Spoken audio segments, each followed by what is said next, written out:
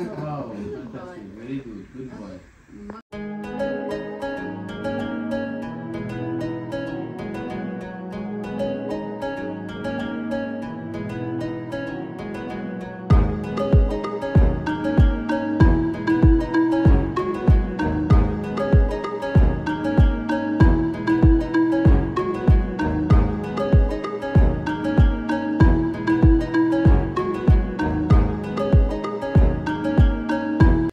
Hello my lovely viewers, আসসালামু আলাইকুম।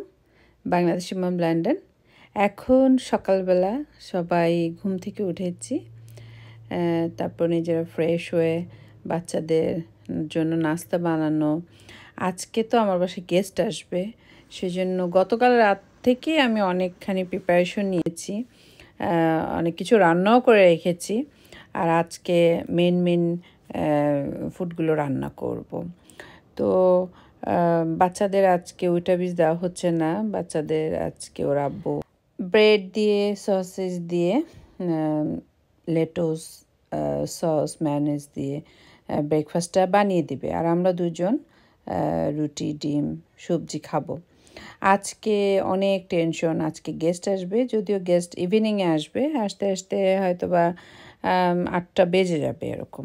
তো সেই চিন্তাধারা থেকে সব কিছু গোছাচ্ছি যে এভাবে কাজগুলো করলে তাড়াতাড়ি করে নিতে পারবো। আর ছুটির দিনে তো বাসায় আরও অন্য কাজ থাকে। আগামীকাল থেকে আমার জব শুরু, বাচ্চাদের হলিডে শুরু হয়ে গেছে। 1 উইক ওদের স্কুল বন্ধ থাকবে, ওরা বাসায় থাকবে, কিন্তু আমার জব কন্টিনিউ। সেজন্য ওয়াশিং মেশিনে তো 2-3 বার করে কাপড় দিতেই হচ্ছে। তো নাস্তা রেডি করার পর আমাদের দুজনের জন্য নাস্তা বানিয়ে ফেলবো, তারপর স্টেপ বাই স্টেপ যা যা করবো আর কি। গতকাল রাতে তো অনেক কিছু করেছি। এখন আমার প্রথমে বাহিরেও যেতে হবে, কারণ আমার ফ্রিজে একটুও জায়গা ছিল না যে আমি আগেই বিফ কিনে রেখে দেব বা আগেই চিকেন কিনে রেখে দেবো। চিকেন থাকে, সব সময় থাকে। তো মনে হলো যে আবার চিকেন ভেজাবো, আচ্ছা বিফ কেনার সময় আজকে যতগুলো রোস্ট করব ঠিক সেই পরিমাণে চিকেন পিস কিনে নিয়ে আসলেই কিন্তু আমার হয়ে যাবে।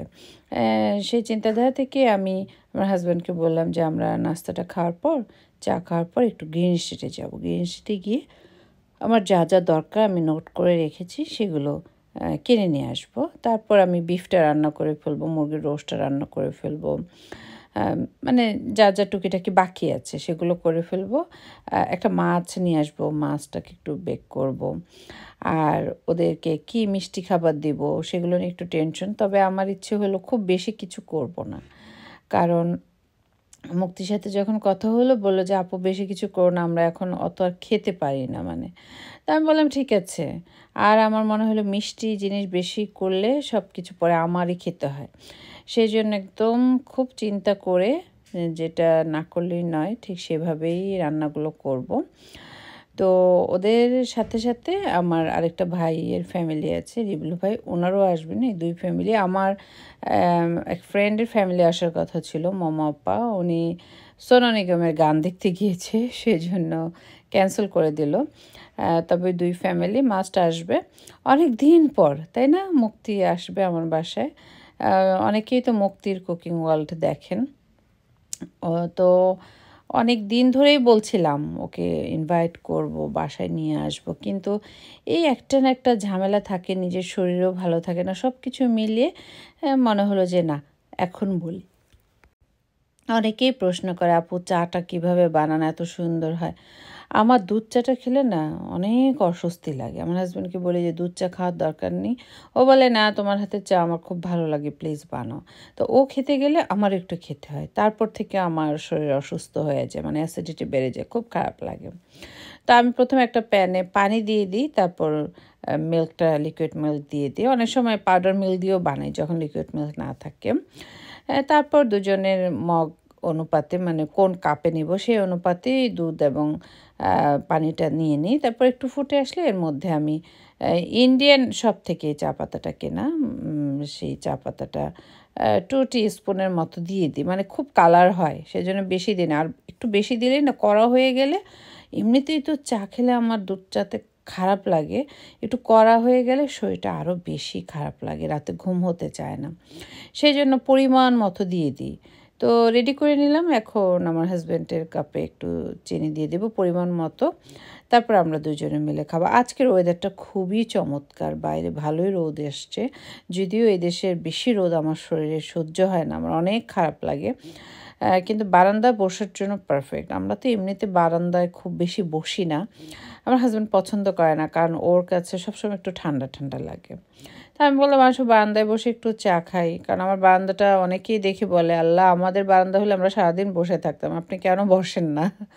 আমি বললাম যে যার যেটা আছে তার কাছে সেটা মনে হয়, যার কাছে যেটা নেই তার কাছে আবার অন্য কিছু মনে হয়। আমার কাছে যেটা আছে তোমার মনে হবে আমার যদি থাকতাম আমি এটা করতাম, আবার আমার কাছে তো হয়ে গেছে সেজন্য আমার কোনো ফিলিংস লাগছে না, ব্যাপারটা ঠিক এরকম। তো গাছের থেকে দুটো ফ্রেশ ফুল দিব ঠিক করলাম, একটা কিচেন থেকে নিলাম আর একটা বারান্দা থেকে নিয়ে নিব। তারপর আমার হাজব্যান্ডের আমি চাটা খাবো।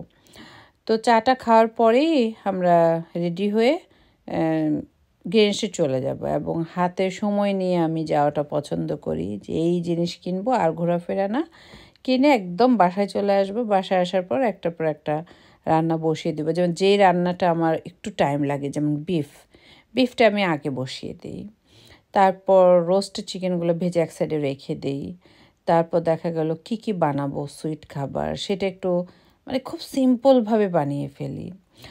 আর একটা মাছ কিনে নিয়ে আসবো, সেটাকে ম্যারিনেট করে রেখে দেব।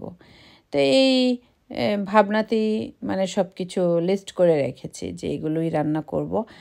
আর যত যেই বলেন, যত আনকমন খাবার আছে, যত আনকমন রেসিপি আছে, আমরা বাঙালিরা সব একসাথে হলে দেখা যায় বাংলা রেসিপিগুলো ছাড়া কিন্তু ভালো লাগে না। পোলাও, মাংস, রোস্ট, কাবাব, ডিমের কোরমা, এগুলো ছাড়া কিন্তু ভালো লাগে না। ইলিশ মাছ, আজকে আমি কয়েক রকমের মাছও করব, তবে আমি রুই মাছ, চিংড়ি মাছ এগুলো গতকাল রাতে রান্না করে রেখে দিয়েছি। আজকে ইচ্ছা আছে ইলিশ মাছটা, তো ইলিশ মাছটা আমি ভিজিয়ে রেখেছি, সকালে উঠি ইলিশ মাছটা একবার ভাবলাম যে ভাজবো, আবার মনে হলো যে না সাদা করেই রান্না করি। ভাজলে হয় কি একটু বেশি আগে ভেজে ফেললে সে মাছটা খেতে আর ভালো লাগে না, একদম গরম গরম ইলিশ মাছটা খেলে দেখবেন যে ভালো লাগে, সেই জন্য মনে হলো তাহলে সাদা করেই করে ফেলি।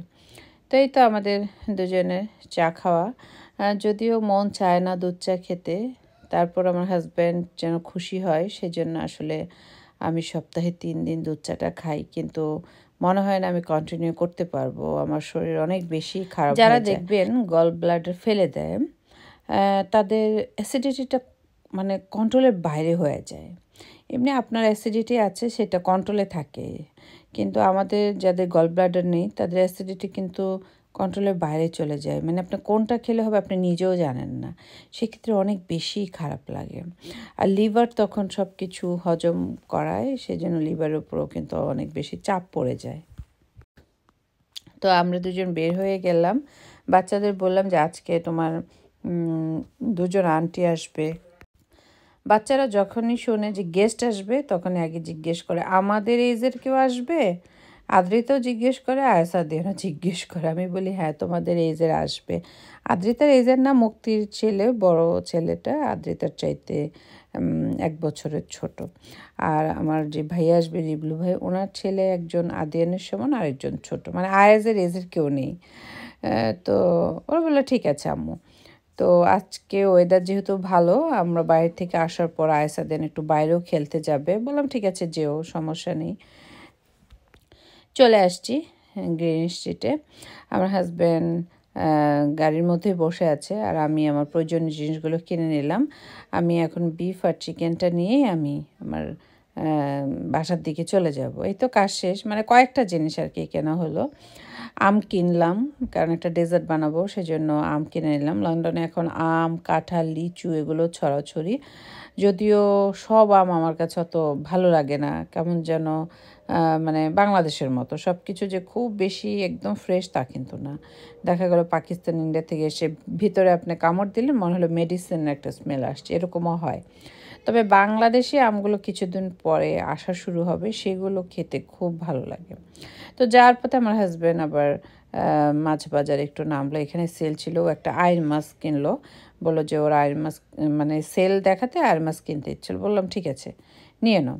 তো নিয়ে নিল। এখন বাসায় যাওয়ার পর আমার ফ্রিজে কিন্তু একটুও জায়গা নেই যে আমি কিছু মাছ কিনে রাখবো। আমি বললাম না, অল্প নাও, কারণ আমি চাচ্ছি এখনই ওকে গিয়ে রান্না করে দেব দুপুরের জন্য, আর বাকি যদি 2-1 পিস থাকে সেটা ড্রয়ারের এক কোণার মধ্যে রেখে দেব। তো বাসায় আসার পর বাচ্চারা আবার হাংরি হয়ে গেছে, এখন দুপুর হয়ে গেছে। তো আমি বললাম ঠিক আছে আমি তোমাদের খাবার বানিয়ে দিচ্ছি। আদিয়ান এই টাইপের খাবারই পছন্দ করে, ওকে ভাতের কথা বলবেন অন্য কিছু কোনোভাবেই পছন্দ করে না। বললাম আইকিয়াতে যে খেয়েছো সেগুলো করে দিই। বললো ঠিক আছে। তো ফিশগুলোকে এয়ার ফ্রায়ার দিয়ে একটু ভেজে দিলাম। আদ্রিতা ডিম সহ খাবে। আর বিনসগুলোকে সেদ্ধ করে দিয়ে দিলাম, আর ফ্রেঞ্চ ফ্রাইগুলো তেলে ভেজে দিলাম, কারণ এয়ার ফ্রায়ারে দিলে অনেক সময় দেখা যায় বাচ্চারা পছন্দ করে না, বেশি ড্রাই হয়ে যায় সেজন্য। আর ওদের একটা ময়দা দিয়ে চিকেন দিয়ে একটু সস বানিয়ে দিলাম। তো বাচ্চারা খুশি। বললাম যে তোমরা খাও, আমার অনেক কাজ, আমাকে কাজ করতে দাও। তো আমি ওদের খাওয়ার পর টেবিলটা গুছিয়ে নেব, তারপর আমার বাকি কাজগুলো করে নেব। আজকে কাজের চাপ মোটামুটি ঠিক আছে, কারণ গতকাল রাতে আমি ঘরগুলো গুছিয়ে রেখেছি। তারপর আমি একবার ওয়াশিং মেশিনে কাপড় ধুয়েছি, আজকে আরেকবার ধুবো, তাহলেই কিন্তু শেষ। মাছের দোকানে এত ভিড় ছিল, মাছ যে কেটে আনবো সেই মানে সময়টা ছিল না, অনেক মানুষ লাইনে, তাই নিজেই হাতেই কেটে ফেললাম বাসায় আসার পর নাইফ দিয়ে।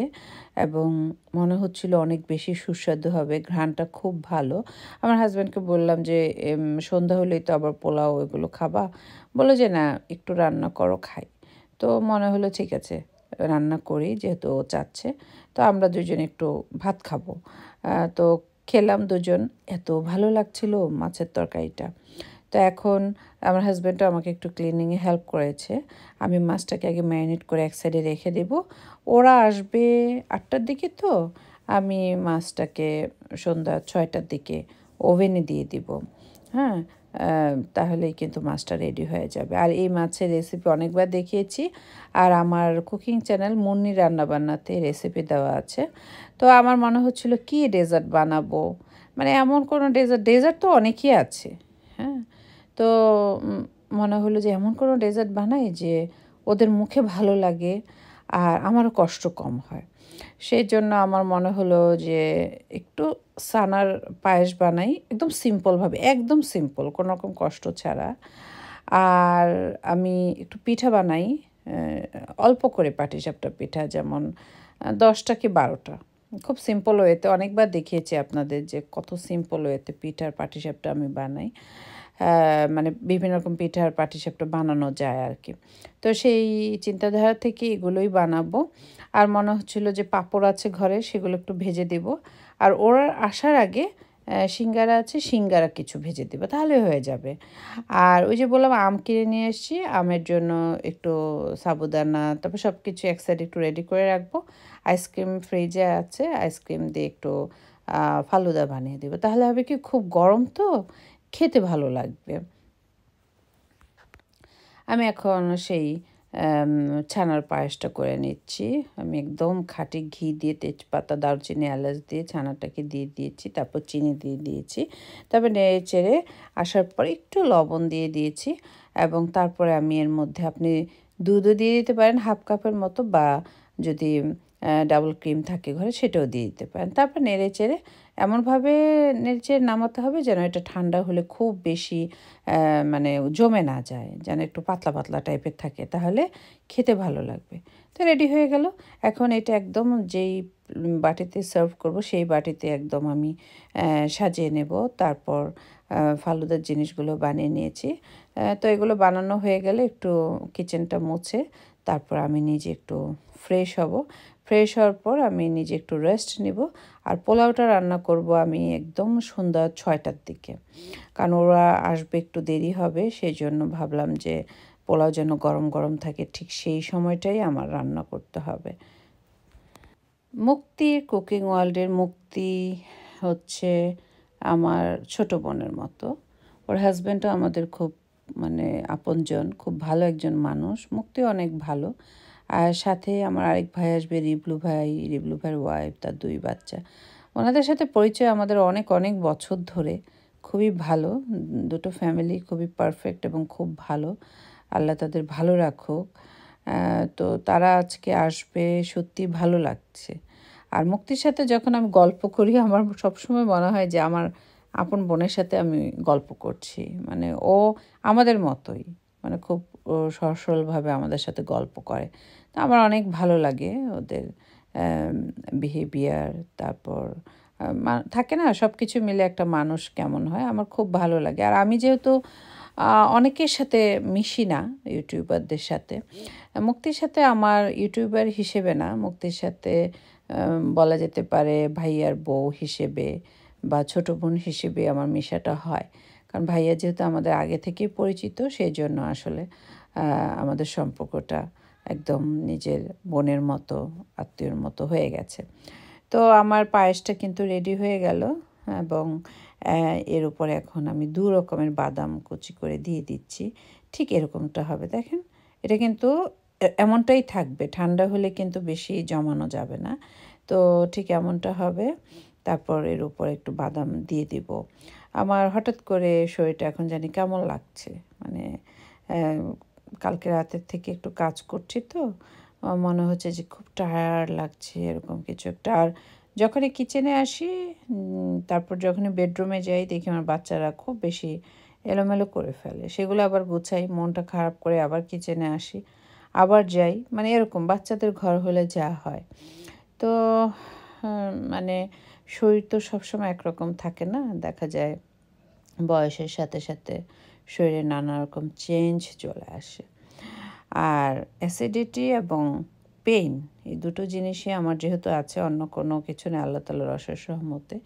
তো একটা শরীর খারাপের জন্য এই দুটো জিনিসই খুব ইম্পর্ট্যান্ট, আর কিছু দরকার হয় না। যার অ্যাসিডিটি আছে আমি মনে করি তার বিভিন্ন রকম অসুখের নমুনা চলে আসে। যাক, আল্লাহ ভরসা, দোয়া করবেন সবাই। অনেক বছর তো বাঁচলাম, তারপর ইচ্ছে আছে যেন বাচ্চাদের বিয়ে শাদী, বাচ্চাদের ছেলে মেয়ের মুখ দেখে যেতে পারি আর কি। তো আল্লাহর হাতে সব কিছু, সবসময় আল্লাহর কাছে হায়াত চাই আমার ফ্যামিলির জন্য, আমার আত্মীয় স্বজন যারা আছেন, তারপর শাশুড়ি, বাবা, ভাই বোন, সবার জন্য দোয়া চাই। তো এই তো আমার সব রেডি হয়ে গেছে। এখন আমি যেটা যেখানে রাখা সেখানে গুছিয়ে রাখবো, তারপর একটু মুছে টুছে আমি নিজে ফ্রেশ হতে চলে যাব। ফ্রেশ ট্রেশ হয়ে চলে আসছি, রোস্টটা আবার গরমে দিলাম। পোলাও রান্না হয়ে গেছে, আর ওদের আসতে একটু দেরি হয়ে গেছে। ওরা এখন রাত 8:30 বাজে, এখনও আসেনি। আসতে আসতে 9টা বেজে যাবে, যেটা বুঝলাম। তো আমি 8:30টার দিকেই সিঙ্গারাটা ভেজে নিচ্ছি, কারণ আমি ফোন করেছিলাম, ওরা বললো যে আপু 10 থেকে 20 মিনিটের মতো লাগবে। তখন মনে হলো যে তাহলে এই টাইমটাই করি, গরম গরম এসে খেতে পারবে। সেটা বিকেল বিকেল না আসলে ভালো লাগে না সবার সাথে গল্প করা।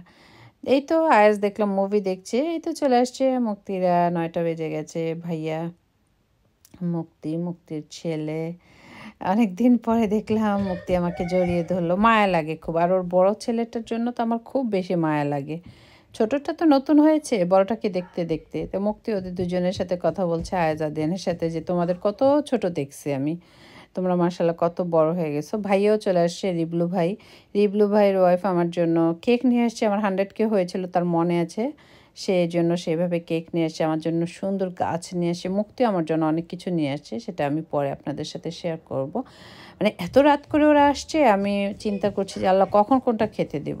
তো সবাই মিলে খাচ্ছে, সবাই ফালুদা খুব পছন্দ করেছে যেহেতু গরম, সিঙ্গারা, আর সবার মুখেই ছিল সানার পায়েসটা অনেক বেশি ভালো হয়েছে।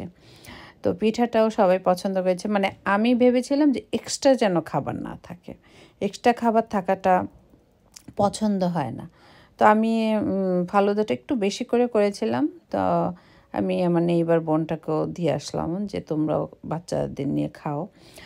তারপর সব কিছু আবার ধুয়ে টুয়ে সব রেডি করে নিলাম, ওদের সাথে গল্প করতে করতে ভাইয়াদের সিটিং রুমে পাঠিয়ে দিলাম।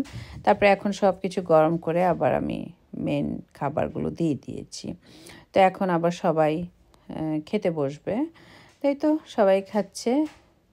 অনেক ভালো লাগছিল সবাইকে নিয়ে খাওয়া। এবং অনেক দিনের একটা স্বপ্ন যে ওরা আসবে। আজকে বলি কালকে বলি, আমার নিজের কাছে অনেক খারাপ লাগছিল যে ওকে আমি আর কবে বলবো। দেখা গেল বোনের বিয়ে গেল, আমার শরীর খারাপ গেল, বিভিন্ন কিছু সব কিছু মিলিয়ে তারপর আবার মনে হচ্ছিল না এদেশেই যেহেতু আছে আসবে, একদিন আসবে। তো সেই চিন্তাধারা থেকে এখন বলা হয়েছে। তো এখন আবার ওদের তাড়াহুড়া, নিজেরাই দেরি করে এসছে, এখন তাড়াহুড়া কখন বাসায় যাবে। তো এখন যে ভাইয়া কেকটা এনেছে সেটা বাচ্চাদের দিয়ে কাটাচ্ছি, দই মিষ্টিগুলো দেওয়া হয়েছে। তো কেক কাটার পর সবাইকে অফার করব কে কোনটা খেতে চায়। তারপর ওরা দেখলাম সবাই রেডি হচ্ছে, ওরা বললো যে আপু 11:30 বেজে গেছে, এখন চলে যাব।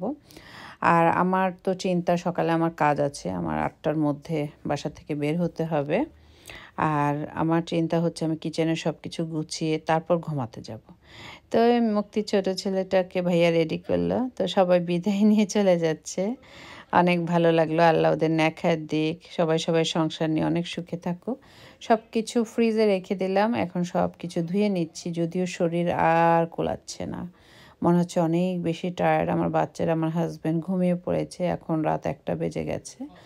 তো আমারও কাজ শেষ, আমি পাতিলগুলো ধুয়ে একটু ড্রাই করে নিলাম। মুক্তি আর রিবলু ভাইয়া কী কী নিয়ে আসছে সেগুলো একটু আপনাদের সাথে শেয়ার করি। আমিও এখনও দেখিনি সম্পূর্ণ, কারণ আমার হাত ফ্রি না হওয়া পর্যন্ত তা দেখতে পারি না। যদিও গেস্ট আসলে বা কাউকে দাওয়াত দিলে যে অনেক কিছু নিয়ে আসবে এমন কিছু না। তাহলে কারো বাসায় দেখবেন সবসময় বেড়াতে যেতে ইচ্ছা হবে না, মনে হবে যে আল্লাহ এত কিছু নিতে হবে। তাই আমি সবসময় সবাইকে বলি যে না, নিজের বোনের বাসা মনে করে, নিজের রিলেটিভের বাসা মনে করে এমনিতেও আসা যায়। সবসময় যে সব কিছু আনতে হবে এটা কোনো কথা না। তো সব কিছু আমার গোছানো হয়ে গেল, এখন আমি সব কিছু আপনাদের সাথে শেয়ার করছি। আমার হাজব্যান্ড শুধু বলছে যে তাড়াতাড়ি আসো ঘুমাতে, তোমার সকালে কাজ আছে, একটু রেস্ট নাও। এই হচ্ছে মুক্তি সোনা এগুলো নিয়ে আসছে, অনেক কিছু নিয়ে আসছে আমার জন্য। ফুল, সবাই জানে আমি গাছ পছন্দ করি, তাই বেশিরভাগ গেস্টরাই গাছ নিয়ে আসে। এটা রিবলু ভাইয়া নিয়ে আসছে, আর কেক নিয়ে আসছে। মুক্তিও দই মিষ্টি অনেক গিফট আমার জন্য নিয়ে আসছে। তো মুক্তি আমার জন্য একটা ফুল গাছ নিয়ে আসছে, তারপর দুটো মানে একটা সার্ভিং ট্রের মতো, তারপর আরেকটা বাটির মতো নিয়ে আসছে। এই হচ্ছে সেই সার্ভিং ট্রের মতো, সেটার পাগুলো আবার লাগাতে হবে, এখন আর সেই ধৈর্য নেই। আর এটা হচ্ছে একটা বাটির মতো, এখানেও অনেক সুইট জাতীয় খাবার সাজিয়ে রাখা যাবে। খুব সুন্দর, খুব বেশি সুন্দর ছিল সব কিছু। এই তো আজকে সারাদিন এভাবে গেল। তো সবাই খুব ভালো থাকবেন, আমাদের জন্য দোয়া করবেন। আল্লাহ আপনাদের সবাইকে হেফাজতে রাখুক। আর আমি এগুলো একটু টাইডি আপ করে রাখি, কারণ আমি যখন জবে চলে যাব বাচ্চারা ঘুম থেকে উঠে আবার ব্রেকফাস্ট করবে, টেবিল খালি না থাকলে একটু সমস্যা হয়ে যাবে। তাই মনে হলো যে গাছটা এক সাইডে রেখে দিই সিটিং রুমে, আর বাকি যে জিনিসগুলো আছে সেগুলো একটু সাইড সেট করে রেখে দিই, তাহলে টেবিলটা খালি পাবে ওরা। তো এ পর্যন্তই আজকে। আল্লাহ হাফিজ।